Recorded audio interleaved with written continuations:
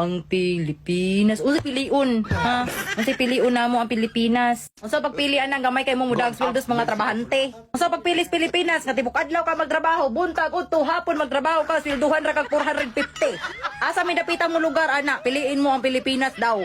Unsa pagpilis Pilipinas nga daghan kayo mo abroad na. Tungod kay sa Pilipinas perting gamay ang sweldo. Ang college graduate, mga apply college graduate og trabaho.